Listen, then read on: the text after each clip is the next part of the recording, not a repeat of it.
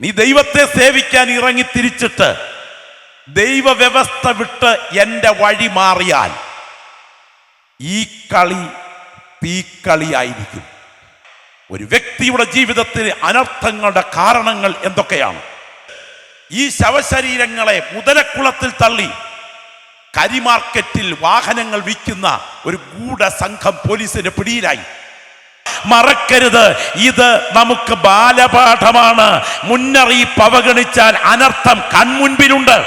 ഇന്ന് രാത്രിയിൽ പോയി കിടന്നുറങ്ങുന്ന കിടപ്പറ നിന്റെ മരണയറയായി മാറിയാൽ ഒരു തുള്ളി വെള്ളത്തിനായി പിടയുന്ന നരകമാണ് നിന്നെ കാത്തിരിക്കുന്നതെങ്കിൽ നിന്നെ പോലെ അരിഷ്ടൻ മറ്റാരുമില്ല.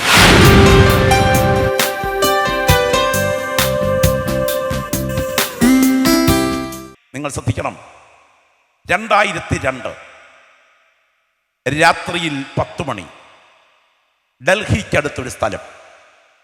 60-ലധികം വയസ്സ് പ്രായമുള്ള അമ്മയുടെ സ്നേഹിക്കുന്ന മകൻ രമേശ് ഓട്ടോ ഓടിച്ചാണ് ജീവിക്കുന്നത്. ഓട്ടോ കഴിഞ്ഞ് ഓടിച്ചു കഴിഞ്ഞ് 10 മണി അടുത്ത് വീട്ടിൽ വരും. ഈ സമയം അമ്മയ്ക്കൊരു മുറുക്കാൻ പൊതി വാങ്ങിച്ചു കൊണ്ടുവരിക പതിവാണ്. അമ്മ കാത്തിരിക്കുന്നു, മകൻ വന്നില്ല. 10 ആയി, 11 ആയി, 12 ആയി, 2 മണിയായി, 3 മണിയായി, മകൻ വന്നില്ല. ഓടിക്കിതച്ച് പരിസരങ്ങളിൽ തിരക്കിയില്ല, അവനെത്തിയില്ല. സ്തോത്രം. വെളുപ്പാങ്കാലത്ത് പോലീസ് സ്റ്റേഷനിലേക്ക് ഈ വൃദ്ധമാതാവ് ഓടിക്കിതച്ച് കയറി വരികയാണ്. എൻ്റെ മകൻ രമേശ് ഇന്നലെ രാത്രിയിൽ വീട്ടിലെത്തിയില്ല. പോലീസ് അതൊരു സാധാരണ കാര്യമായി എടുത്തെങ്കിലും അന്വേഷണത്തിന് ആരംഭം കുറിച്ചു. മുറുക്കാൻ പൊതി വിൽക്കുന്ന കടയുടെ അടുക്കൽ ചെന്ന് ചോദിച്ചു, ഇന്നലെ രാത്രിയിൽ മുറുക്കാൻ പൊതി വാങ്ങിച്ചിരുന്നോ? വാങ്ങിച്ചു. എന്നിട്ട് ഇവിടെ ഒരു ടാറ്റ സുമോയിൽ നിന്ന് വർത്തമാനം പറയുന്നത് പോലെ ഞങ്ങൾ ശ്രദ്ധിച്ചു. അത് കഴിഞ്ഞൊന്നും അറിയില്ല. പോലീസ് ഒരു അന്വേഷണം നടത്തി.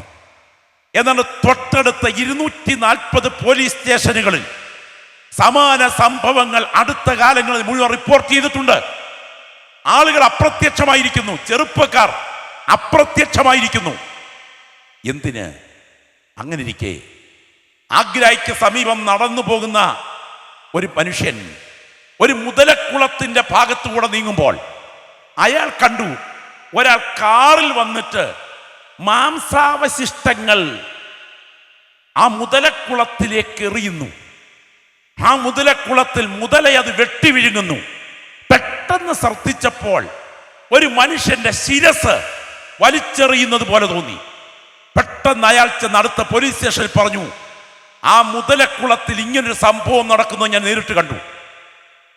പോലീസ് മുതലക്കുളം പറ്റിക്കാൻ ശ്രമിച്ചു. JCB ഉപയോഗിച്ച് മുതലക്കുളത്തിൽ നിന്നും മണ്ണ് വാരിയെടുത്തപ്പോൾ ഞെട്ടിപ്പോയി. മനുഷ്യ ശരീരത്തിന്റെ അവശിഷ്ടങ്ങളായ അസ്ഥിഘടനകൾ മുഴുവൻ കിട്ടി. അതിൽ DNA ടെസ്റ്റുകൾ തുടർന്നു. അത്ഭുതമെന്ന് പറയട്ടെ, അതിൽ ഒരു DNA ടെസ്റ്റിൽ രമേശിന്റെ അസ്ഥി കിട്ടി. ഒടുവിൽ അന്വേഷണം ചെന്ന് നിന്നത് ഈ കാറുകാരനെ ട്രേസ് ചെയ്തപ്പോൾ ഒരു മെഡിക്കൽ ഡോക്ടറിന്റെ ഒരു കൊച്ചു കടയുടെ മുൻപിലാണ് ചെന്ന് നിന്നത്. അവസാനം മെഡിക്കൽ ഡോക്ടറിന്റെ അക്കൗണ്ട് പരിശോധിച്ചപ്പോൾ കോടീശ്വരനാണ് ഇദ്ദേഹം. എങ്ങനെ? അന്വേഷണം തുടങ്ങി. ഇയാൾ നിർദ്ദേശിക്കുന്ന പ്രത്യേക കൊള്ള സംഘം നാട്ടിൽ അർദ്ധരാത്രിയിൽ ചുറ്റിക്കറങ്ങി നടന്ന് ടാറ്റ സുമോയിലേക്ക് ചെറുപ്പക്കാരെ കയറ്റി ക്ലോറോഫോം മുക്കിയ തുണി കൊണ്ട് മോഹാത്സ്യപ്പെടുത്തി ടാറ്റ സുമോയുടെ പുറകിലേക്ക് മാറ്റി ബ്ലേഡ് കൊണ്ട് വയറ് കീറി മുറിച്ച് അവയവങ്ങൾ പെട്ടെന്ന് തന്നെ മുറിച്ചെടുത്ത് സ്തോത്രം പെട്ടെന്ന് പാക്കറ്റിലാക്കി വൻകിട ഹോസ്പിറ്റലുകൾക്ക് എത്തിച്ച് ഈ ശവശരീരങ്ങളെ മുതലക്കുളത്തിൽ തള്ളി കരിമാർക്കറ്റിൽ വാഹനങ്ങൾ വിൽക്കുന്ന ഒരു ഗൂഢസംഘം പോലീസിന്റെ പിടിയിലായി.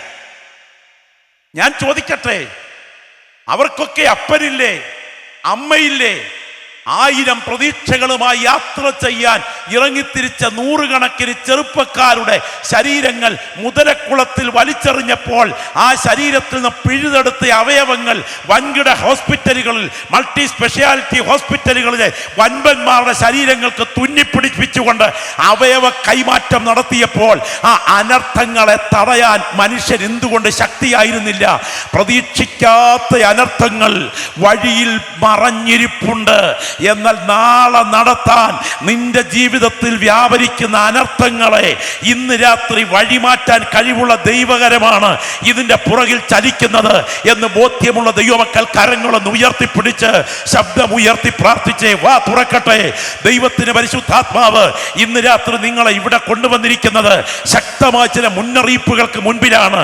നിന്റെ ശുശ്രൂഷയ്ക്ക് നേരെ, നിന്റെ തലമുറയ്ക്ക് നേരെ, നിന്റെ വാഗ്ദത്തത്തിന് നേരെ, നിന്റെ ഭാവിക്ക് നേരെ, നിന്റെ തലമുറയുടെ ദാമ്പത്യത്തിന് നേരെ ഇരുട്ടിന്റെ ശക്തികൾ ഒരുക്കി വച്ചിരിക്കുന്ന അനർത്ഥത്തിന്റെ കരങ്ങളെ ഇന്ന് രാത്രി ശുശ്രൂഷയ്ക്ക് നടുവിൽ ആത്മാവിൽ അഴിച്ചു മാറ്റാൻ കഴിവുള്ള ദൈവ സാന്നിധ്യം ഈ രാത്രി ഇവിടെ ചലിക്കുന്നുണ്ട് എന്ന് തിരിച്ചറിയുന്ന ദൈവമക്കൾ ഹല്ലേലൂയ ആത്മാവിൽ പ്രാർത്ഥിച്ചാട്ടെ.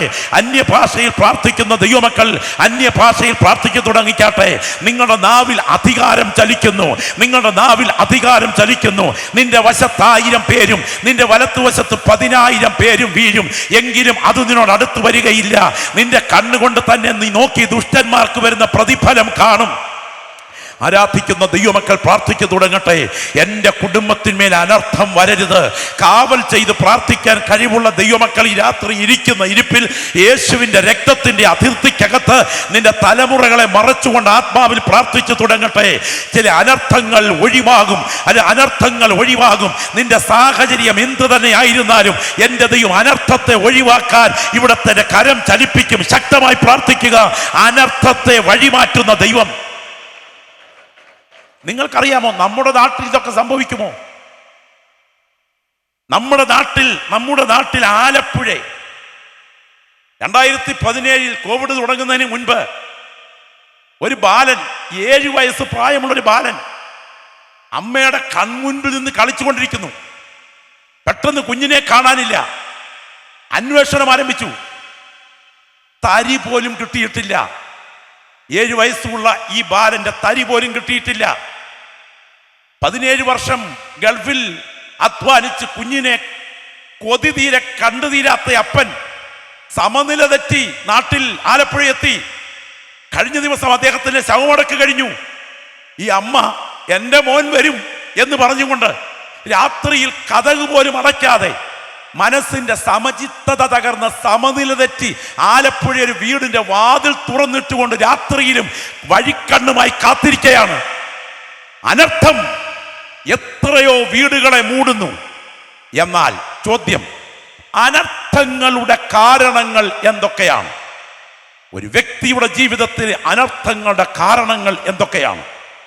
നിരപരാധികൾക്ക് അനർത്ഥങ്ങൾ സംഭവിക്കുമ്പോൾ അതിന് നടുവിൽ പ്രാർത്ഥനയുടെ പിൻബലം കൊടുക്കേണ്ടവരാണ് ദൈവമക്കൾ.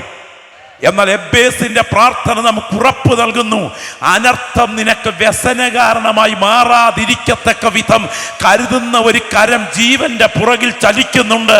ആവർത്തിച്ച് ഞാൻ ആ ദൂത് ഇന്ന് രാത്രി പുൾപിറ്റിൽ ഉപയോഗിക്കുന്നു. ആരോടൊക്കെയോ ദൈവാത്മാവ് ഇടപെടുന്ന ദൂത് കുറിച്ചു വെച്ചുകൊള്ളുക. നിന്റെ അനർത്ഥത്തെ വഴിമാറ്റാൻ ദൈവത്തിന് കഴിയും. അനർത്ഥം വഴിമാറണമെങ്കിൽ അവന്റെ കൈ ഇന്ന് രാത്രി അദൃശ്യ മേഖലയിൽ പ്രവർത്തിക്കാൻ ചലിക്കണം. അനർത്ഥങ്ങളുടെ കാരണങ്ങൾ എന്തൊക്കെയാണ്? 2, ഭക്തന്മാർക്ക് അനർത്ഥം സംഭവിക്കുമോ? 3, അനർത്ഥം വഴിമാറാൻ എന്ത് ചെയ്യണം? 4, മറ്റൊരാൾക്ക് സംഭവിക്കുന്ന അനർത്ഥം കണ്ടിട്ട് ഒരു ദൈവപൈതലിന്റെ പ്രതികരണം എങ്ങനെയായിരിക്കണം? വളരെ ശ്രദ്ധിച്ച് കേൾക്കണം. ഒന്ന് കരമുയർത്തി സ്തോത്രം പറഞ്ഞാട്ടെ. ഏറ്റവും വലിയ അനർത്ഥം എന്താണ്? ശ്രദ്ധിക്കുക. 1, അനർത്ഥത്തിന്റെ കാരണങ്ങൾ എന്തൊക്കെയാണ്? തിരുവഴുത്തിലേക്ക് വേഗം നിങ്ങളൊന്ന് വരുവാനായി ഞാൻ നിങ്ങളെ ക്ഷണിക്കുകയാണ്. ആവർത്തന പുസ്തകം 31:17 വാക്യം വേഗം വായിച്ചാൽ. ആവർത്തനം 31:17. എന്റെ കോപം അവരുടെ നേരെ ജ്വലിച്ചിട്ട് ഞാൻ അവരെ ഉപേക്ഷിക്കുകയും എന്റെ മുഖം അവർക്ക് മറയ്ക്കുകയും ചെയ്യും. എന്റെ മുഖം അവർക്ക് മറയ്ക്കുകയും ചെയ്യും. അവർ നാശത്തിനിരയായിത്തീരും. അവർ നാശത്തിനിരയായിത്തീരും. അനേകം അനർത്ഥങ്ങളും കഷ്ടങ്ങളും അവർക്ക് ഭവിക്കും. നമ്മുടെ ദൈവം നമ്മുടെ ഇടയിൽ ഇല്ലായ്ക കൊണ്ടല്ലയോ? നമ്മുടെ ദൈവം വളരെ ശ്രദ്ധിച്ച് കാലിലെ ചെരിപ്പൂരിയിട്ടിട്ട് മോശ തീയുടെ മുൻപിൽ നിന്നതുപോലെ വേണം ഈ ദൂത് കേൾക്കാൻ. അവരുടെ ദൈവം നമ്മുടെ നടുവിൽ ഇല്ലായ്ക കൊണ്ടല്ലയോ ഈ അനർത്ഥങ്ങൾ നമുക്ക് ഭവിച്ചത് എന്നവർ അന്ന് പറയും. കാര്യം ഉയർത്തി സ്തോത്രം പറഞ്ഞാട്ടെ. ഒരിക്കൽ കൂടെ അനർത്ഥത്തെക്കുറിച്ച് കേട്ടിട്ട് പലരും ഞെട്ടിത്തരിച്ചിരിക്കുന്നത് പോലെ എനിക്ക് തോന്നുന്നു. ഞാൻ അനർത്ഥത്തെക്കുറിച്ച് പറയാൻ വന്ന അനർത്ഥ പ്രസംഗനല്ല.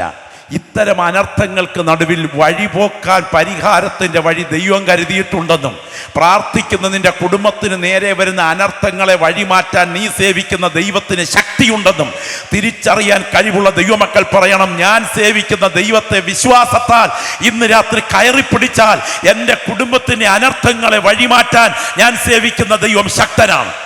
അനർത്ഥത്തിന്റെ കാരണം, ഭക്തന്മാർക്ക് അനർത്ഥം സംഭവിക്കുമോ? അനർത്ഥം വഴിമാറാൻ എന്ത് ചെയ്യണം? മറ്റുള്ളവർക്ക് അനർത്ഥം സംഭവിക്കുമ്പോൾ നാം സ്വീകരിക്കേണ്ട നിലപാടെന്താണ്? ഏറ്റവും വലിയ അനർത്ഥം എന്താണ്? എൻ്റെ കൂടുള്ളവരൊക്കെ എന്ന് കൈയുയർത്തി സ്വത്രം പറഞ്ഞേ, ഒന്നുകൂടെ ശബ്ദം ഉയർത്തി. ഇസ്രായേലിന്റെ ചരിത്രം ലോകഗതിയുടെ നാഴികക്കല്ലും മനുഷ്യ ചരിത്രത്തിന്റെ നട്ടെല്ലും കാലഗതിയുടെ കാതലുമായ ഇസ്രായേൽ, ആ ജനതയുടെ ചരിത്രം മാനവ ചരിത്രത്തിന് ഒരു വിരൽ ചൂണ്ടിയാണ്. അടകല്ലിലേക്ക് കയറ്റിവെച്ച് കൂടം കൊണ്ട് തല്ലി ഒതുക്കുന്ന ഇരുമ്പ് കഷണം പോലെ ലോക ചരിത്രത്തിന്റെ പ്രതിസന്ധികളുടെ തീച്ചൂളയിൽ അതിഭീകരമായി ദണ്ഡിപ്പിക്കപ്പെട്ട ഈ ജനത അടിമത്വത്തിന്റെ ഇരുമ്പുലയിൽ നിന്നും പുറപ്പെട്ട് വാഗ്ദത്ത ദേശത്തേക്ക് യാത്ര പുറപ്പെടുന്ന ഇടയിൽ BC 1451 മോവാബ് സമഭൂമിയിൽ വെച്ച് വരാൻ തുടങ്ങുന്ന ഇസ്രായേലിലെ ചരിത്രം അവരുടെ നായകനും നടത്തിപ്പുകാരനുമായ സർവശക്തന്റെ അഗ്നിവിരലുകൾ കൊണ്ടെഴുതിയ കൽപ്പനകളായി ഏറ്റുവാങ്ങിയ മോശ ആത്മാവിൽ പ്രവചിക്കുകയാണ്. ഇസ്രായേലേ, നീ ദൈവത്തെ സേവിക്കാൻ ഇറങ്ങി തിരിച്ചിട്ട് ദൈവവ്യവസ്ഥ വിട്ട് എൻ്റെ വഴി മാറിയാൽ ഈ കളി തീക്കളിയായിരിക്കും. കരമുയർ ദൈവത്തിന് സ്തോത്രം ചെയ്താട്ടെ.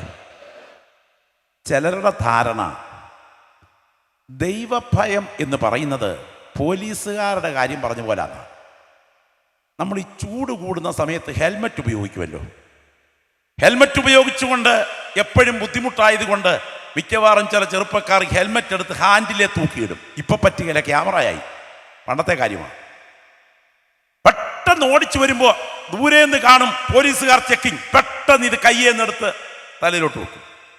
അവരുടെ ഭാഗം കഴിഞ്ഞു കഴിയുമ്പോൾ വീണ്ടും അത് തലേന്നെടുത്ത് ഹാൻഡിലിൽ തൂക്കും.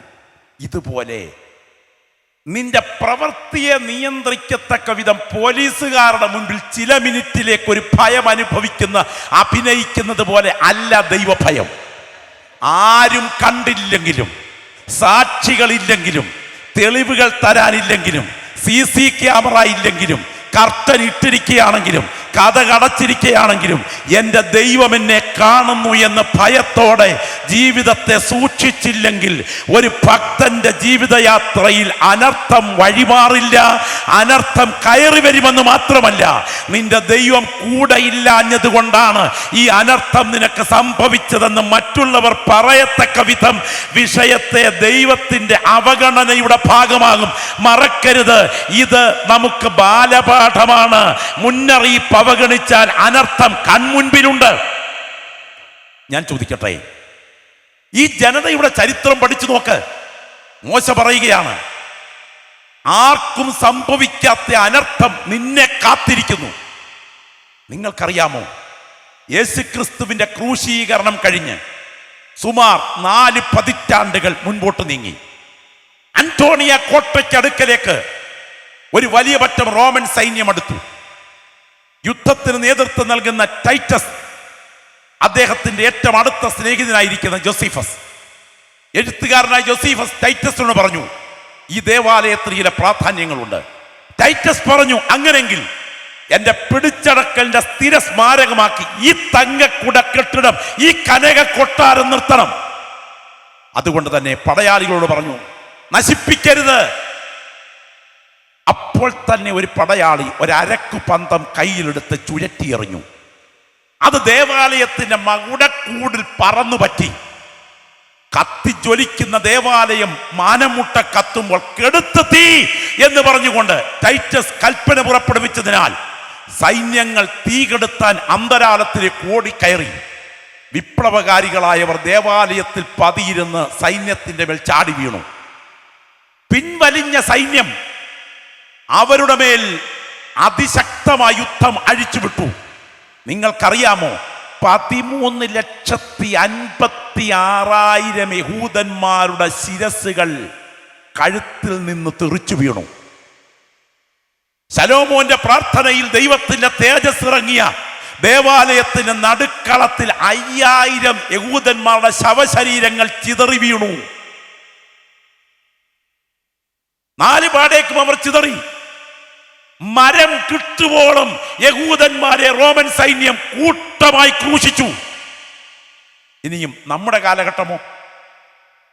ജീവിക്കാൻ അർഹതയില്ലാത്തവർ എന്ന് അവരെ വിളിച്ചുകൊണ്ട് ചാൻസലർ ഹിറ്റ്ലർ അവരെ കൂട്ടമായി ജോലി കൊടുക്കാമെന്ന വ്യർത്ഥ വാഗ്ദാനം നൽകി ക്യാമ്പുകളുടെ എൻട്രൻസിൽ എത്തിച്ചു. അവസാനത്തെ ആളും കയറി കഴിഞ്ഞപ്പോൾ ഡോറടഞ്ഞു. അക്ഷമരായ ചിലർ ബാത്റൂം അന്വേഷിച്ചു. ഈ കാര്യം ആദ്യം അറിഞ്ഞത് റൂമിലെ പോപ്പാണ്. മുറിക്കകത്ത് കയറി ബാത്റൂമിൽ ടാപ്പ് പിടിച്ചു തിരിച്ചു. പുറത്തേക്ക് വമിച്ചത് വിഷമായിരുന്നു. മരിച്ചു വീണു അവിടെ 60 ലക്ഷം. അവരുടെ ശവശരീരങ്ങൾ കാൺഗർ ബെൽറ്റിലൂടെ മുൻപോട്ട് നീങ്ങി. അത് കുട്ടകങ്ങളിലേക്ക് വന്നു വീഴുന്നതിനിടയിൽ കാലിൽ കുത്തിക്കടത്തിയ സൂചിയിലൂടെ ചോരയൂറ്റി ചണ്ടിക്കൂമ്പാരങ്ങളിലേക്ക് വലിച്ചെറിഞ്ഞു. യഹൂദന്റെ പച്ച മാംസം കുതുകുത കുത്തിത്തിളപ്പിച്ച് അതിൽ നിന്ന് വെട്ടിയെടുത്ത നെയ് കൊണ്ട് സോപ്പുണ്ടാക്കി യൂറോപ്യൻ ചന്തകളിൽ വിറ്റു. 1 അല്ല 2 അല്ല 60 ലക്ഷം യഹൂദന്റെ ശരീരമാണ് അവിടെ വെന്തുരുകിയത്. ഇന്ന് രാത്രി ഈ പ്രസംഗവേദിയിൽ നിന്നുകൊണ്ട് ഞാൻ പറയട്ടെ, കണക്ക് തീർന്നിട്ടില്ല. അവനെ ക്രൂശിക്ക, അവനെ ക്രൂശിക്ക. അവന്റെ രക്തം ഞങ്ങളുടെ മേലും ഞങ്ങളുടെ മക്കളുടെ മേലും വന്നുകൊള്ളട്ടെ എന്ന് വിളിച്ചു പറഞ്ഞ് ഏറ്റെടുത്ത നിന്റെ കണക്ക് തീർന്നിട്ടില്ല. എന്റെ രക്ഷകൻ തന്റെ പരിശുദ്ധ പാദം ഒലിവുമലയിൽ ചവിട്ടി ഇറങ്ങി വരുമ്പോൾ ഒലിവുമല 2ആയി പൊട്ടിക്കീറുന്ന സമയം നീ അവന്റെ മുൻപിൽ മുട്ടുമടക്കുന്നത് വരെ ഈ ചോരയ്ക്ക് അവൻ കണക്ക് കൊടുത്തുകൊണ്ടിരിക്കും. ഇന്നും ലോകരാഷ്ട്രങ്ങളിൽ അതിന്റെ കണക്ക് തീർന്നിട്ടില്ല. കൃപ ലഭിച്ച ദൈവമക്കൾ ഇന്ന് രാത്രി ആത്മാവിൽ പറയണം, ഈ അനർത്ഥത്തിന്റെ കാരണം ദൈവ വഴിവിട്ടു പോയതാണ്. ഈ ദൂത് ഇന്ന് രാത്രി ഉയരുമ്പോൾ പരിശുദ്ധാത്മാവ് പറയുന്നു, ദൈവ വഴിവിട്ട് ചുവടുകൾ വെച്ചാൽ നിന്നെ കാത്തിരിക്കുന്നത് വീഗാലാൻഡിന്റെ സൗന്ദര്യമല്ല, നിന്നെ കാത്തിരിക്കുന്ന അനർത്ഥത്തിന്റെ കറുത്ത ദിവസങ്ങളാണ്. ഒരിക്കൽ കൂടെ ഞാൻ ഈ പുൾപിറ്റിൽ നിന്നുകൊണ്ട് ആത്മാവിൽ വിളിച്ചു പറയുന്നു, ദൈവ വഴിവിട്ട് യാത്ര ചെയ്യുന്ന നിന്നെ കാത്തിരിക്കുന്നത് നിന്റെ ജീവിതത്തിന്റെ സമൃദ്ധിയുടെ ദിനങ്ങളല്ല, പ്രതീക്ഷിക്കാത്ത അനർത്ഥത്തിന്റെ വഴികളാണ്. എന്നാൽ എത്ര വലിയ പ്രതികൂലങ്ങൾ ജീവിതത്തിനെതിരെ ഉയർന്നാലും ദൈവ വഴിയെ ആലിംഗനം ചെയ്യാൻ തയ്യാറായാൽ നിന്റെ അനർത്ഥത്തെ വഴിമാറ്റുന്ന ദൈവത്തിന്റെ കരം ഇതിന്റെ നടുവിൽ ചലിച്ചുകൊണ്ടിരിക്കുകയാണ്. ആത്മാവിൽ ആരാധിക്കുന്ന ദൈവമക്കൾ പ്രാർത്ഥിച്ചു തുടങ്ങട്ടെ. അസാധാരണമായ ദൈവപ്രവൃത്തി ഇവിടെ വ്യാപരിച്ചു കൊണ്ടിരിക്കുന്ന രാത്രിയാണ്. എല്ലാ ദൈവമക്കളും ആത്മാവിൽ പ്രാർത്ഥിച്ചാട്ടെ. എന്റെ ദൈവമേ, നിന്റെ വഴി വിട്ടു പോയിട്ട് ശബ്ദമുയരട്ടെ. നിന്റെ വഴി വിട്ടു പോയിട്ട് അനർത്ഥം എന്റെ മേൽ ആധിപത്യം പുലർത്തരുത്. കരമൊന്ന് ഉയർത്തി പ്രാർത്ഥിക്കാമെങ്കിൽ ഈ പ്രസംഗത്തിന് നടുവിൽ നിങ്ങൾ പ്രാർത്ഥന ഉയർത്തിക്കൊണ്ട് പ്രാർത്ഥനയിൽ ജാഗരിക്കണം. കർത്താവേ, നിന്റെ വഴി വിട്ടു പോയിട്ട് ഇനിയും എന്റെ മേൽ അനർത്ഥം സംഭവിക്കരുതേ. ഈ ദൂതിന്ന് രാത്രി ഇവിടെ മുഴങ്ങിക്കൊണ്ടിരിക്കുമ്പോൾ ഞാൻ ഇവിടെ ഇരിക്കുന്ന വ്യക്തികളോട് ആത്മാവിൽ പറയുന്നു, ശൗൽ ദൈവ വഴി വിട്ടുപോയി, അനർത്ഥം വഴിമാറി കയറി വന്നു, ഒടുവിൽ അതേ വെളിച്ചപ്പാടത്തെ തേടി എത്തേണ്ടി വന്നു. അവസാനം കുന്തം നിലത്തേക്ക് താഴ്ത്തി വെച്ച് അതിലേക്ക് വീണ് ആത്മഹത്യ ചെയ്യുമ്പോൾ ദൈവ വഴി വിട്ട ശൗലേ, നിന്നെ കാത്തിരിക്കുന്നത് അനർത്ഥമാണെന്ന് മറക്കരുത്. ദൈവത്തിന് സ്തോത്രം, ഹല്ലേലൂയ. നാസീർ ഹൃദസ്ഥനായ ശിംശോനെ, നീ ദൈവ വഴി വിട്ടുപോയി, ദലീലയുടെ മടിയിൽ ഉറങ്ങി, ലൗകിക സുഖത്തെ മട്ടോളം ഊറ്റിക്കുടിച്ചു.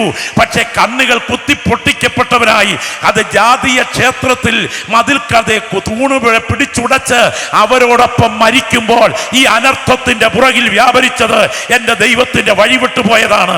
അത് സമത്വമറ്റ സോളമാ, നീ ശക്തനാണ്, എന്നാൽ നിന്നെ കാത്തിരിക്കുന്ന നരകവിധിക്ക് കാരണം നീ ദൈവത്തിന്റെ വഴിവിട്ടുപോയതാണ്. ഒഫ്നിയും ഫിനെഹാസും എന്ന പുരോഹിതന്റെ മക്കളെ, ദൈവ വഴിവിട്ടുപോയ നിങ്ങളുടെ യാത്ര അനർത്ഥത്തിലേക്കാണ്. ഇന്ന് രാത്രി ഈ പുൾപിറ്റിൽ മുഴങ്ങുന്ന ദൈവത്തിന്റെ ആലോചന ചില ചങ്കുകൾക്ക് നേരെ ചാട്ടുളി പോലെ ദൈവാത്മാവ് ഇടപെടുന്നു. എത്ര വലിയ ശക്തനായാലും, എത്ര പെന്തക്കോസ്ത് പാരമ്പര്യമുണ്ടെങ്കിലും, എത്ര ആത്മീയ മാതാപിതാക്കളാൽ ജനിച്ചു വളർന്നാലും, എത്ര വിശ്വാസ പ്രമാണം മനപ്പാഠം അറിയാമെങ്കിലും, എത്രാം ക്ലാസ് വരെ സൺഡേ സ്കൂൾ പഠിച്ചിട്ടുണ്ടെങ്കിലും, നീ പ്രാപിച്ച വിശുദ്ധിയുടെ പ്രമാണത്തെ പുറങ്കാൽ കൊണ്ട് ചവിട്ടി എറിഞ്ഞാൽ നിന്നെ കാത്തു നിൽക്കുന്നത് സമൃദ്ധിയുടെ വഴിയല്ല, അനർത്ഥത്തിന്റെ വഴിയാണ്. ഈ രാത്രി ദൈവാത്മാവ് പറയുന്നു, മടങ്ങി വരിക, മടങ്ങി വരിക. നിന്നെ കാത്തിരിക്കുന്ന അനർത്ഥം വഴിമാറ്റാൻ നിന്റെ അനുതാപത്തിന് ശക്തിയുണ്ട്. ദൈവ വഴിവിട്ട് പോയാൽ അനർത്ഥം കൺമുൻപിലുണ്ട്. ശബ്ദമുയർത്തി വായി തുറന്ന് പ്രാർത്ഥിക്കാൻ കഴിയുമോ? Glory, hallelujah. ദൈവ വഴി വിട്ടു പോയാൽ അനർത്ഥം സംഭവിക്കും. അടുത്തത്, കുടുംബത്തിൽ വ്യാപരിക്കുന്ന ചില ശിക്ഷാക്രമങ്ങൾ തലമുറകൾ ഏറ്റുവാങ്ങും. കരമുയർത്തി കർത്താവിന് സ്തോത്രം ചെയ്താട്ടെ. ശ്രദ്ധിച്ചു കേൾക്കണേ. ഭക്തനായ ദാവീദ്, അദ്ദേഹം പ്രാർത്ഥിക്കുന്ന പ്രാർത്ഥനാവാചകം ഇങ്ങനെയാണ്: ഞാൻ കാലത്തും ഉച്ചയ്ക്കും വൈകിട്ടും എൻ്റെ സങ്കടം ബോധിപ്പിച്ച് കരയും. നിന്റെ നീതിയുള്ള ന്യായവിധികൾ ഹേതുവായി ഞാൻ നിനക്ക് സ്തോത്രം ചെയ്യേണ്ടതിന് അർദ്ധരാത്രിയിൽ എഴുന്നേൽക്കും. ഹോ, എന്തോ പ്രാർത്ഥനയാ! രാവിലെ പ്രാർത്ഥന, ഉച്ചയ്ക്ക് പ്രാർത്ഥന, വൈകിട്ട് പ്രാർത്ഥന, അർദ്ധരാത്രിയിൽ അലാറം വെച്ച് എഴുന്നേറ്റുള്ള പ്രാർത്ഥന. അന്ന് താമസം മാളത്തിലായിരുന്നു, ഇന്ന് താമസം മാളികയിലാണ്. ഇന്ന് രാത്രി ദൂത് കേട്ടുകൊണ്ടിരിക്കുമ്പോൾ അകത്ത് കുറിച്ചുകൊള്ളുക, മാളത്തിലെ കഷ്ടതയുടെ കാലത്ത് നീ പ്രാപിച്ച ദൈവകൃപ മാളികയിലെ സമൃദ്ധിയുടെ കാലത്ത് കൈവിട്ടാൽ അനർത്ഥം നിന്റെ കുടുംബത്തെ വേട്ടയാടിയേ കടന്നു പോകൂ. അത് നിന്റെ തലമുറ കൊണ്ടുപോലും അവസാനിക്കാത്ത വിധത്തിൽ ജനറേഷനിലേക്ക് വ്യാപരിക്കും. ഇന്ന് രാത്രി കൊതിക്കുന്ന ദൈവമക്കൾ ഈ ദൂത് കേട്ട ആത്മാവിൽ പ്രാർത്ഥിക്കുന്നെങ്കിൽ ശബ്ദമുയർത്തി പ്രാർത്ഥിക്കണം. എൻ്റെ ജീവിതത്തിലെ കഷ്ടതയുടെ നാളുകളിൽ ഉടുതുണിക്ക് മറുതുണിയില്ലാത്ത, എരഗതിക്ക് പരഗതിയില്ലാത്ത, കോൺക്രീറ്റ് ബിൽഡിംഗ് ഇല്ലാത്ത, ഇന്റർനെറ്റും കമ്പ്യൂട്ടറും AC-യും TV-യും ഇല്ലാത്ത, മൊബൈലും ഐപാഡുമില്ലാത്ത കാലഘട്ടത്തിൽ എൻ്റെ പഴയ തലപ്പായിരുന്ന് പ്രാർത്ഥിച്ചപ്പോൾ എൻ്റെ വീട്ടിൽ വ്യാപരിച്ച ദൈവകൃപ, എൻ്റെ തലമുറയിൽ കത്തിജ്വലിച്ച ദൈവാഭിഷേകം എൻ്റെ സമൃദ്ധിയുടെ കാലഘട്ടത്തിൽ കൈവിട്ടു പോയിട്ടുണ്ടെങ്കിൽ ഇന്ന് രാത്രി മടക്കി പിടിക്കേണ്ടതിന് ഞാൻ ക്രൂശിന്റെ ചുവട്ടിൽ വരികയാണ് എന്ന് കൊതിക്കുന്ന ദൈവമക്കൾ ശബ്ദമുയർത്തി പ്രാർത്ഥിക്കണം. കർത്താവേ, അനർത്ഥം എൻ്റെ വീട്ടിൽ ആധിപത്യം പുലർത്തരുത്. ഈ ദൂത് ചില വ്യക്തികൾക്ക് നേരെ ദൈവത്തിന്റെ ആത്മാവ് അഴിച്ചുവിടുന്നു. നിലവിളിച്ച് കരയാൻ തയ്യാറുണ്ടെങ്കിൽ ഇടനെഞ്ചു കൊട്ടിക്കൊണ്ട് ഈ രാത്രി പ്രാർത്ഥിക്കട്ടെ. പണ്ടത്തെ തറയിൽ നീ മുട്ടുമടക്കി, നിന്റെ തലപ്പായിൽ മുഴങ്കാൽ മടക്കി ഒരുമിച്ച് പ്രാർത്ഥിച്ച പ്രാർത്ഥനയും ഇന്നത്തെ മാളികയിലെ സമൃദ്ധിക്ക് നടുവിലെ അവഗണനയും അത്യന്തം അപകടമാണ്. ഒരു ദിവസം സന്ധ്യാസമയത്ത് കട്ടിലിൽ നിന്ന് എഴുന്നേറ്റു. അതിൻ്റെ അർത്ഥം പകല് മുഴുവൻ ഉറക്കമായിരുന്നു. ആവശ്യമില്ലാത്ത ഒരു സ്ത്രീയുടെ കുളിക്കടവിലേക്ക് കണ്ണുപോയി. കണ്ണുപോയതിൻ്റെ പുറകെ ആള് പോയി. ആള് പോയതിൻ്റെ പുറകെ ആള് വന്നു. എൻ്റെ മാന്യതയ്ക്കും നമ്മുടെ ദൈവദാസന്മാരുടെ ആദരവിനും മുൻപിൽ പറയാൻ കൊള്ളാത്തൊരു കുട്ടിക്കല്യാണം ഇപ്പോൾ കൊട്ടാരത്തിൽ നടന്നു. നാട്ടുകാരെന്തായിരിക്കും പറയുക? അയ്യോ, ഞങ്ങളുടെ ദാവീദ് രാജാവിനെ പോലെ വിശാല ഹൃദയമുള്ളവനെ എവിടെ കിട്ടും? ഞങ്ങളുടെ ഒരു കാലാൾ പടയാളി അടുത്ത ദിവസങ്ങളിൽ യുദ്ധത്തിന്റെ മുൻനിരയിൽ വെച്ച് കൊല്ലപ്പെട്ടു. ആ സാധുവായ വിധവയോടുള്ള സ്നേഹനിമിത്തം, ബത്ശേബയോടെ ഉള്ള സ്നേഹനിമിത്തം ആ സ്ത്രീയെ സ്വന്തം ഭാര്യയായി പട്ടമഹർഷിയാക്കി കൊട്ടാരത്തിലെത്തിച്ചുകൊണ്ട് വിശാല ഹൃദയം കാണിച്ചു ദാവീദ്. അങ്ങനൊന്നും അല്ല. നാട്ടുകാര് നിന്റെ വിഷയത്തെക്കുറിച്ച് എന്തൊക്കെ പറഞ്ഞാലും അഗ്നി ജ്വലിക്കുന്ന കണ്ണുകൾ നോക്കി വെച്ചിട്ടുണ്ട്. വിഷയത്തിന്റെ പുറകിൽ ദാവീദേ അനർത്ഥം ഏറ്റുവാങ്ങുന്ന സമയമുണ്ട്. അനുതാപത്തിന് ദൈവം അനുവദിക്കുന്നതാണ് 1 വർഷം. ഞാൻ ഭയത്തോടാ ഇത് പറയുന്നത്, ഭയത്തോടെ. ദാവീദ് പാപം ചെയ്തതിനും അനർത്ഥം കൂട്ടമായി സംഭവിച്ചതിനും ഇടയിൽ ദൈവദാസന്മാരെ എത്ര കാലമുണ്ടെന്നറിയാമോ? ഒരു കുഞ്ഞ് ജനിക്കുന്ന കാലമുണ്ട്. നാഥാൻ വീട്ടിലെത്തി. ഒരു കൊച്ചുദാഹരണത്തിൽ തുടങ്ങി. ഉദാഹരണം ശക്തമായിരുന്നു. അപ്പോഴേക്കും നിലവിളിച്ചുകൊണ്ട് പറഞ്ഞു, ഞാൻ പാപം ചെയ്തിരിക്കുന്നു. നാഥാൻ പറയുന്ന വാക്കുകൾ ദൈവമക്കൾ ശ്രദ്ധിക്കണം. മുഴുവൻ അനർത്ഥമാണ്. നീ ഇത് രഹസ്യത്തിൽ ചെയ്തു. ഞാനോ ഇസ്രായേൽ എല്ലാം കാണുക സൂര്യന്റെ വെളിച്ചത്ത് നടത്തും. വാൾ നിന്റെ ഗ്രഹത്തെ വിട്ടുമാറുകയില്ല. നിന്റെ ഗ്രഹത്തിൽ നിന്ന് തന്നെ ഞാൻ നിനക്ക് അനർത്ഥം വരുത്തും. ഓ, വിറച്ചുകൊണ്ട് കേൾക്കണം. ബത്ശേബയിൽ ഉണ്ടായ കുഞ്ഞു മരിച്ചു.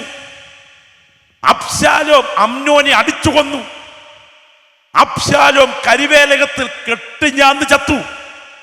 അദോനിയാവ് കൊല്ലപ്പെട്ട വാർത്തയറിഞ്ഞു വസ്ത്രം കീറി നിലവിളിക്കുമ്പോൾ ഈ അനർത്ഥത്തിന്റെ കാരണം എന്താ? ദൈവ വഴി വിട്ടുപോയതാ. ഇന്ന് രാത്രി ഈ ദൂത് നമ്മളോടുള്ള ദൈവശബ്ദമാ. കർത്താവേ, നിന്റെ വഴി വിട്ടു പോയതിൻ്റെ അനർത്ഥം വരാൻ എൻ്റെ ദൈവം ഇടയാക്കരുത് എന്ന് കൊതിക്കുന്നെങ്കിൽ ഈ സന്ദേശം ഉയർന്നുകൊണ്ടിരിക്കുന്ന സമയം മനസ്സ് കഠിനമാക്കാത്തവർ വലതുകരങ്ങളൊന്ന് ഉയർത്തിപ്പിടിച്ചുകൊണ്ട് ഒന്ന് ശബ്ദം ഉയർത്തി പ്രാർത്ഥിച്ചേ. എല്ലാം നാവിൽ നിന്ന് ഒരുപോലെ പ്രാർത്ഥനയുടെ ശബ്ദം ഉയരട്ടെ. എന്നാൽ ഇന്ന് രാത്രി ഭക്തന്മാരുടെ അനർത്ഥത്തിൻ്റെ കാര്യം ഞാൻ ഇന്ന് രാത്രി ആത്മാവിൽ പറയാം. നീ വിശ്വസ്തയോടെ കരം താഴ്ത്തിക്കാട്ടെ. വിശ്വസ്തയോടെ ദൈവത്തെ സേവിച്ചിട്ടും നിന്റെ കുടുംബത്തിൽ അനർത്ഥം സംഭവിക്കുന്നുണ്ടെങ്കിൽ ആ അനർത്ഥത്തിൻ്റെ പുറകിൽ നന്മയ്ക്കാക്കി കൂടി വ്യാപരിപ്പിക്കുന്ന ഒരു കരം ഇതിൻ്റെ പുറകിൽ ചലിക്കുന്നുണ്ട് എന്ന് പറഞ്ഞുകൊണ്ട് വിശ്വസ്തയോടെ ദൈവത്തെ സേവിച്ചതിന് ശേഷവും അനർത്ഥം അനുഭവിക്കുന്ന ദൈവമക്കൾ പറയണം, ഇന്ന് ഞാൻ അനുഭവിക്കുന്ന ഈ അനർത്ഥത്തിൻ്റെ പുറകിൽ എൻ്റെ ദൈവത്തിൻ്റെ കരം ചലിക്കുന്നുണ്ട്. ഇതിന്ന് തിന്മയാണെങ്കിലും എൻ്റെ ദൈവം അത് നന്മയ്ക്കാക്കി പരിണമിപ്പിക്കാൻ തുടങ്ങുകയാണ്. പരിശുദ്ധാത്മാവ് ഇന്ന് രാത്രി ശക്തമായ ആലോചന വിളിച്ചു പറയുന്നു. ദൈവത്തെ സ്നേഹിക്കുന്നവർക്ക്, നിർണയപ്രകാരം വിളിക്കപ്പെട്ടവർക്ക് സകലതും നന്മയ്ക്കായി കൂടി വ്യാപരിക്കുന്നെങ്കിൽ നിന്റെ കുടുംബത്തിനകത്ത് ഇന്ന് സംഭവിച്ചു കൊണ്ടിരിക്കുന്നത് നീ വിശ്വസ്തയോടെ ദൈവത്തെ സ്നേഹിച്ചിട്ടും അനർത്ഥമാണെങ്കിൽ എൻ്റെ ദൈവത്തിൻ്റെ കരം ഇതിൻ്റെ പുറകിൽ ഉയരുമ്പോൾ അസാധാരണ ദൈവപ്രവൃത്തി ആ വിഷയത്തിൽ നടുവിൽ നീ കാണാൻ തുടങ്ങുകയാണ്.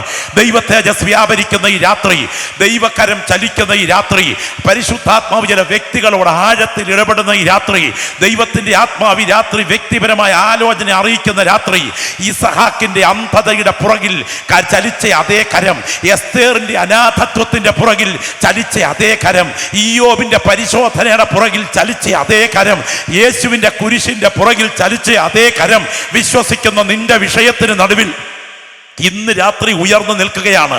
ഈ രാത്രി വിശ്വസ്തയോടെ ദൈവത്തെ സേവിച്ചിട്ടും നിന്റെ ജീവിതത്തിൽ പ്രതീക്ഷിക്കാത്ത അനർത്ഥങ്ങൾ സംഭവിച്ചിട്ടുണ്ടെങ്കിൽ ദൈവാത്മാവ് രാത്രി പറയുന്നു, അതിനകത്തുകൂടെ കർത്താവിൻ്റെ ബലമുള്ള കരം ഉയരാൻ തുടങ്ങുകയാണ്. നീ ഒഴുക്കിയ കണ്ണുനീരിനായിരിക്കും നീ അത് കുടിച്ച വീഞ്ഞിനേക്കാൾ നിത്യതയിൽ പ്രതിഫലം ലഭിക്കുക. ശക്തമായി ദൈവാത്മാവിൻ്റെ ദൂതിന്ന് രാത്രി ഹൃദയത്തിന്റെ ഉൾത്തടത്തിൽ ഏറ്റുവാങ്ങട്ടെ. നീ ഒഴുക്കിയ കണ്ണുനീരിനായിരിക്കും നീ അനുഭവിച്ച വീഞ്ഞിനേക്കാൾ നിത്യതയിൽ പ്രതിഫലം ലഭിക്കുക. നീ അനുഭവിച്ച അനുഗ്രഹത്തിന്റെ റോസാ പൂക്കളെക്കാൾ നീ സഹിച്ച മുള്ളുകൾക്കായിരിക്കും നിത്യതയിൽ പ്രതിഫലം ലഭിക്കുക. അതുകൊണ്ട് ഇരിക്കുന്ന ഇരിപ്പിൽ പറയണം, ദൈവത്തെ സ്നേഹിക്കുന്നവർക്ക്, നിർണയപ്രകാരം വിളിക്കപ്പെട്ടവർക്ക് സകലതും നന്മയ്ക്കായി കൂടി വ്യാപരിക്കുന്നെങ്കിൽ ഞാൻ ഇന്ന് അനുഭവിക്കുന്ന പരിശോധന കണ്ടുകൊണ്ട് എൻ്റെ കുടുംബത്തിനെതിരെ വിരൽ ചൂണ്ടുന്നവരുടെ നടുവിൽ എൻ്റെ ദൈവത്തിന്റെ കരം ചലിച്ചാൽ എൻ്റെ ചരിത്രത്തെ മാറ്റാൻ ഞാൻ സേവിക്കുന്ന ദൈവം ശക്തനാണ് എന്ന് തിരിച്ചറിയുന്ന ദൈവമക്കൾ ആത്മാവിൽ പ്രാർത്ഥിച്ചു തുടങ്ങട്ടെ. Glory, hallelujah. ദൈവത്തിന് മഹത്വം. സാധാരണഗതിയിൽ നമുക്കറിയാം, ഒരു സ്ത്രീയെ സംബന്ധിച്ചിടത്തോളം ഏറ്റവും വേദനാജനകമാണ് അവളുടെ ഭർത്താവിൻ്റെ വിയോഗം അഥവാ വൈധവ്യം. വൈധവ്യം സാരമില്ല, അനാഥത്വമില്ലെങ്കിൽ, നോക്കാൻ ആരോഗ്യമുള്ള ആൺമക്കൾ ഉണ്ടെങ്കിൽ. ശവമടക്കം നടത്തുമ്പോൾ പലപ്പോഴും ഞങ്ങൾ കരയുന്ന ചില ശവമടക്കമുണ്ട്. എന്താണെന്നറിയാമോ? അവസാനത്തെ മണ്ണും വാരിയിട്ട് മുഖം മൂടുന്ന രംഗത്ത് ആൺതരി ഒരാൾ ഈ മാതാവിനുണ്ടെങ്കിൽ ആ കുഞ്ഞിനെ കെട്ടിപ്പിടിച്ചുകൊണ്ട് ഈ അമ്മ അലറും. അർത്ഥം എന്തെന്നറിയാമോ? മക്കളെ, എൻ്റെ ഭർത്താവ് പോയി, ഞാൻ വിധവയാ, പക്ഷെ ഞാൻ അനാഥയല്ല, എന്നെ നോക്കാൻ ഒരാൺതരിയുണ്ട്. ഇന്നലെ ഈ രാത്രി ഞാൻ നിങ്ങളെ നവോമിയുടെ വീട്ടിലേക്ക് ക്ഷണിക്കുകയാണ്. ഭർത്താവിൻ്റെ ഡെഡ് ബോഡി ആദ്യം പുറത്തു പോയി. അധികം താമസിക്കാതെ 2 കുഞ്ഞുങ്ങളുടെ ഡെഡ് ബോഡികൾ കൂടെ പുറത്തു പോയി. നിങ്ങൾ എന്നെ മാറാ എന്ന് വിളിപ്പീൻ എന്ന സാധു സ്ത്രീ നിലവിളിച്ചു പറയുമ്പോൾ ഈ വീട്ടിൽ സംഭവിച്ചിരിക്കുന്ന അനർത്ഥമാണ്. എന്നാൽ ദൈവത്തിന്റെ കരം ആ കുടുംബത്തിന്റെ പുറകിൽ ചലിച്ചപ്പോൾ കര പറ്റുകയില്ല, തറ പറ്റി എന്ന് പറഞ്ഞ ഈ കുടുംബത്തിന്റെ ചരിത്രം മാറ്റിയിട്ട് ദാവീദിന്റെ വല്യമ്മച്ചി പദം അലങ്കരിക്കത്തക്ക വിധം, യേശുവിന്റെ വംശാവലിയിൽ തുന്നിക്കയറത്തക്ക വിധം അവളുടെ കുടുംബത്തിന്റെ ചരിത്രം തിരുത്തിയ ദൈവമാണ് നാം സേവിക്കുന്ന ദൈവമെങ്കിൽ, കർത്താവിനെ ആലിംഗനം ചെയ്യാൻ തയ്യാറായാൽ ഈ ദൂതിന്ന് രാത്രി പുൾപിറ്റിന്റെ ഒരു കോണിൽ മുതൽ മുഴങ്ങിക്കൊണ്ടിരിക്കുമ്പോൾ നീ അഭിമുഖീകരിക്കുന്ന ഏത് ശോധനയ്ക്ക് നടുവിലും നീ കർത്താവിനെ ആലിംഗനം ചെയ്യാൻ തയ്യാറായാൽ നിന്റെ കുടുംബത്തെ വഴിമാറ്റുന്ന അനർത്ഥങ്ങളെ മാറ്റിയിട്ട് നിന്റെ ഭവനത്തെ പണിയാൻ കഴിവുള്ള ദൈവത്തിന്റെ കരം ഇന്ന് രാത്രി ആത്മാവിൽ ചലിക്കുന്നു. അത് തിരിച്ചറിയുന്ന ദൈവമക്കൾ ശബ്ദമുയർത്തി പറയട്ടെ. നിനക്കെതിരെ വെല്ലുവിളി ഉയർത്തുന്ന, നിനക്കെതിരെ കരമുയർത്തി പരിഹാസത്തോടെ ഇടപെടുന്ന എത്ര ഛിദ്ര ശക്തികൾ ശക്തമായാലും നിന്റെ ഭാവി ദൈവത്തിന്റെ കൈകളിൽ ഭദ്രമാണെങ്കിൽ ഈ രാത്രി ദൂത് ഏറ്റെടുക്കുന്ന ദൈവമക്കൾ സ്തോത്രത്തോടെ പറയണം, എൻ്റെ ജീനിയോളജി, എൻ്റെ ഭാവി പദ്ധതികൾ എൻ്റെ ദൈവത്തിന്റെ കൈകളിൽ ഭദ്രമാണെങ്കിൽ ഞാൻ തകരാൻ അനുവദിക്കാത്ത കരമാണ് ഞാൻ സേവിക്കുന്ന ദൈവത്തിന്റെ കരം എന്ന് ബോധ്യമുള്ള ദൈവമക്കൾ ഇരിക്കുന്ന ഇരിപ്പിൽ ഒന്ന് ശബ്ദമുയർത്തി പ്രാർത്ഥിച്ചു തുടങ്ങട്ടെ. ചില അനർത്ഥങ്ങളെ വഴിമാറ്റാൻ എൻ്റെ ദൈവത്തിന്റെ കരം ചലിക്കുകയാണ്. Glory, hallelujah. ദൈവത്തെ ഞാൻ ഇന്ന് രാത്രി ആത്മാവിൽ കാണുന്നു. സ്വർഗം ഇതിനുമിത തുറന്നു നിൽക്കുകയാണ്. ദൂതന്മാർ ഇവിടെ കുനിഞ്ഞു നോക്കുന്ന രാത്രിയാണ്. ദൈവാത്മാവാണ് നിന്നെ ഈ രാത്രി മീറ്റിങ്ങിലേക്ക് കൊണ്ടുവന്നിരിക്കുന്നത്. നിന്നെക്കുറിച്ചുള്ള ദൈവത്തിന്റെ നിത്യത വരെയുള്ള പദ്ധതികൾ സ്വർഗം മറച്ചു വച്ചിരിക്കെ നിനക്കെതിരെ ഉയർത്തുന്ന വെല്ലുവിളികൾ ഒന്നും വിജയിക്കില്ല. അതിൻ്റെ പുറകിൽ ചലിക്കുന്നത് മനുഷ്യന്റെ കരമല്ല, അതിൻ്റെ പുറകിൽ ഉയർന്നിൽക്കുന്ന മഹാദൈവത്തിന്റെ കരമാണ്.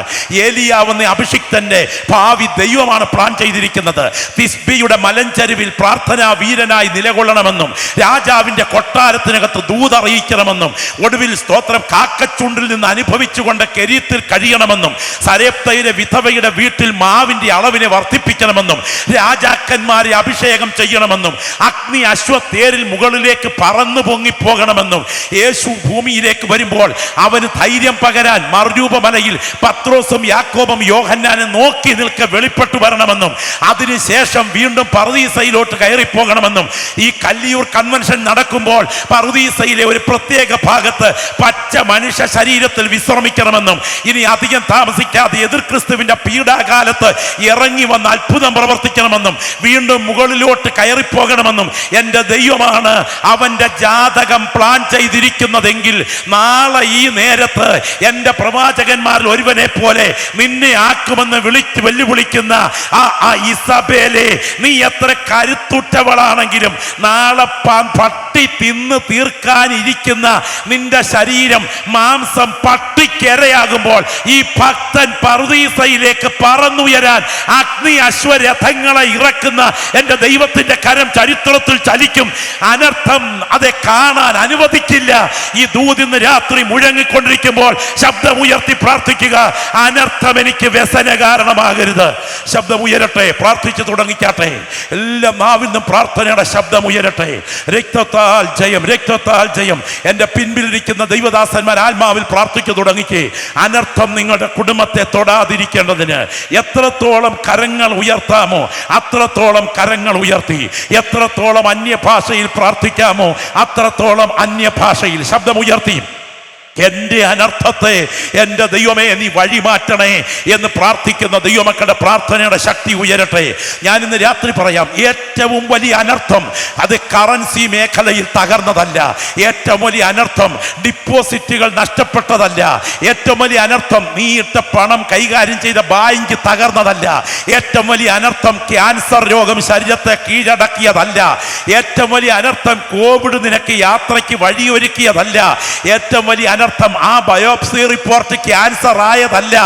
ഏറ്റവും വലിയ അനർത്ഥം ഇന്ന് രാത്രിയിൽ പോയി കിടന്നുറങ്ങുന്ന കിടപ്പറ നിന്റെ മരണയറയായി മാറിയാൽ ഒരു തുള്ളി വെള്ളത്തിനായി പിടയുന്ന നരകമാണ് നിന്നെ കാത്തിരിക്കുന്നതെങ്കിൽ നിന്നെ പോലെ അരിഷ്ടൻ മറ്റാരുമില്ലെന്നും, എന്നാൽ എന്തെല്ലാം സംഭവിച്ചാലും ഇന്ന് രാത്രി ഞാൻ ഉറങ്ങുന്ന ഉറക്കമുറി എൻ്റെ മരണയറയായി മാറിയാൽ, എൻ്റെ കണ്ണ് തുറന്നാൽ എൻ്റെ വിശ്രമം എൻ്റെ രക്ഷകന്റെ മാർവിലാണെന്ന് ഉറപ്പ് പ്രാപിച്ച ഒരു ദൈവ പൈതൽ ഇതിനകത്തുണ്ടെങ്കിൽ നിന്നെ പോലെ ഭാഗ്യശാലി മറ്റാരുമില്ലെന്ന് വിശ്വസിക്കുന്ന ദൈവമക്കൾ ഈ രാത്രി കരങ്ങൾ ഉയർത്തി പറയണം.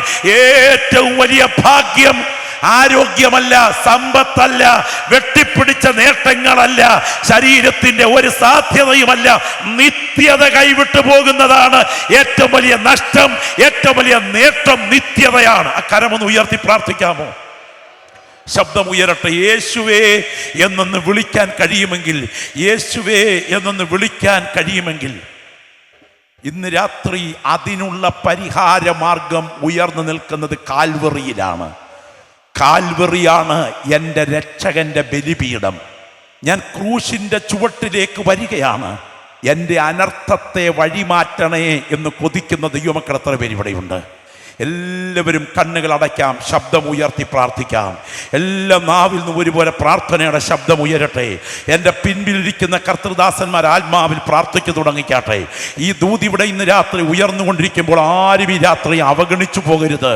ഈ രാത്രി ശക്തമായി പ്രാർത്ഥിച്ചു തുടങ്ങട്ടെ. അടുത്ത 3-4 മിനിറ്റ് കൊണ്ട് എൻ്റെ പ്രസംഗത്തിന് ഞാൻ വിരാമം കുറിക്കുകയാണ്. ഇരിക്കുന്ന ഇരിപ്പിൽ കർത്താവിനോട് പറയാം, കർത്താവേ എൻ്റെ നിത്യത എനിക്ക് കൈവിട്ടു പോകരുതേ.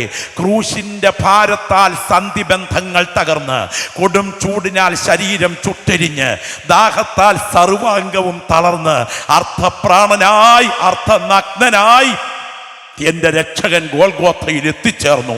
പണി തീർത്ത ക്രൂശ് മലർത്തിയിട്ടിട്ട് അതിലേക്ക് ഷൂസിട്ട കാലുകൊണ്ട് നരാധമന്മാർ എൻ്റെ രക്ഷകന്റെ കൈകാലുകൾ ചവിട്ടിപ്പിടിച്ച് സന്ധിബന്ധങ്ങളെ തകർത്ത് ആണി തല്ലി ഇറക്കി ഉയർത്തിയ കുഴിയിലേക്ക് ഇടിച്ചിരുത്തി ഉറപ്പിക്കുമ്പോൾ ഞാൻ വെള്ളം പോലെ തൂവിപ്പോകുന്നു. എൻ്റെ അസ്ഥികളെല്ലാം ബന്ധം വിട്ടിരിക്കുന്നു, അവയെല്ലാം എനിക്ക് എണ്ണാം എന്ന പ്രവാചക വാക്കുകൾ നിവർത്തിച്ചുകൊണ്ട് അവൻ നമ്മുടെ അതിക്രമങ്ങൾ നിമിത്തം തകർന്നും നമ്മുടെ അകൃത്യങ്ങൾ നിമിത്തം മുറിവേറ്റുമിരിക്കുന്നു. നമ്മുടെ സമാധാനത്തിനായുള്ള ശിക്ഷ അവന്റെ മേലായി. ഓ രക്തത്താൽ ജയം. ക്രൂശിൽ കിടന്ന് അവിടുന്ന് പിടഞ്ഞു മരിക്കുന്ന സമയം അവിടുത്തേക്ക് നിവർത്തിയാക്കേണ്ട പ്രവചനങ്ങളെ നിവർത്തിയാക്കിക്കൊണ്ട് അവിടുന്ന് വിളിച്ചു പറയുകയാണ്, നിവർത്തിയായി, തെറ്റലസ്റ്റായി. മരണം അതേ ഉരുളിച്ച വേണ്ട, ഉരുളു നേർച്ച വേണ്ട, അർപ്പണം വേണ്ട, തർപ്പണം വേണ്ട, യാഗങ്ങൾ വേണ്ട, കർമ്മങ്ങൾ വേണ്ട, വഴിപാടുകൾ വേണ്ട. ഇന്ന് രാത്രി ഇരിക്കുന്ന ഇരിപ്പിൽ ഇരുന്നു കൊണ്ട് ആ 2 കൈകളും ഉയർത്തിപ്പിടിച്ച് ആ കാൽവറിയെ ഒന്ന് ആലിംഗനം ചെയ്യുവാൻ ശബ്ദം ഉയരട്ടെ. ആ കാൽവറിയെ ഒന്ന് ആലിംഗനം ചെയ്യാൻ ഇന്ന് രാത്രി തയ്യാറായാൽ നിന്റെ കുടുംബത്തിന്റെ ചരിത്രം മാറ്റാൻ കഴിവുള്ള ദൈവത്തിന്റെ കരം ഇതാ ഇതിന് നടുവിൽ ഉയർന്നു നിൽക്കുകയാണ്. ശബ്ദം ഉയർത്തി പ്രാർത്ഥിച്ചു തുടങ്ങിക്കാട്ടെ. ഹല്ലേലൂയ. നിർബന്ധം കൊണ്ട് ക്രൂശിന്റെ പിൻഭാഗം ചുമന്ന കുറേനക്കാരനായ ശീമോന്റെ കുടുംബചരിത്രം മാറ്റിയ ദൈവമാണ് നീ സേവിക്കുന്ന നിന്റെ ദൈവമെങ്കിൽ ഇന്ന് രാത്രി നിന്റെ കുടുംബത്തെ പണിയാൻ എൻ്റെ ദൈവത്തിന്റെ കരം ഉയർന്നു നിൽക്കുകയാണ്. ഈ രാത്രി കരങ്ങൾ ഉയർത്തിപ്പിടിച്ചുകൊണ്ട് യേശുവേ എന്നൊന്ന് ശബ്ദം ഉയർത്തി പറഞ്ഞാട്ടെ. രക്തത്താൽ ജയം, രക്തത്താൽ ജയം, രക്തത്താൽ ജയം, രക്തത്താൽ ജയം, രക്തത്താൽ ജയം. ശബ്ദം ഉയരട്ടെ. അന്യഭാഷയിൽ പ്രാർത്ഥിക്കാവുന്ന ദൈവമക്കൾ അന്യഭാഷയിൽ പ്രാർത്ഥിച്ചു തുടങ്ങിക്കാട്ടെ, അന്യഭാഷയിൽ പ്രാർത്ഥിച്ചു തുടങ്ങിക്കാട്ടെ.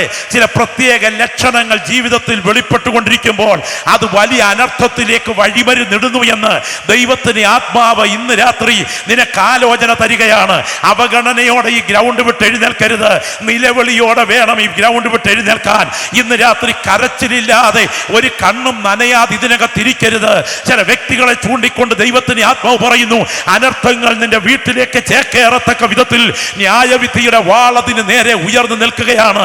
AD 70 യെരൂശലേമിന് വരുവാൻ തുടങ്ങുന്ന അനർത്ഥത്തെ കണ്ടുകൊണ്ട് എൻ്റെ യേശു നഗരത്തെ കണ്ടിട്ട് കരഞ്ഞതിന് ശേഷം പറഞ്ഞ വാക്കുകൾ ചില വ്യക്തികളെ കണ്ടുകൊണ്ട് ഇന്ന് രാത്രി ദൈവാത്മാവ് പ്രവചിച്ചു പറയുകയാണ്, ഈ നാളിൽ നിന്റെ സമാധാനത്തിനുള്ളത് നീയും അറിഞ്ഞിരുന്നെങ്കിൽ കൊള്ളായിരുന്നു. ഓ രക്തത്താൽ ജയം. ഇന്ന് രാത്രി സാധാരണ രാത്രിയല്ല, ഇന്ന് രാത്രി കൃപയുടെ സന്ദർശനത്തിന്റെ രാത്രിയാണ്. ഈ രാത്രി കൃപയുടെ സന്ദർശനത്തിന്റെ രാത്രിയാണ്. ആവർത്തിച്ച് ദൈവത്തിന്റെ ആലോചന ഈ പുൽപ്പിറ്റിൽ മുഴങ്ങുന്നു. നിന്റെ കൃപയുടെ സന്ദർശനത്തിന്റെ രാത്രിയാണ്.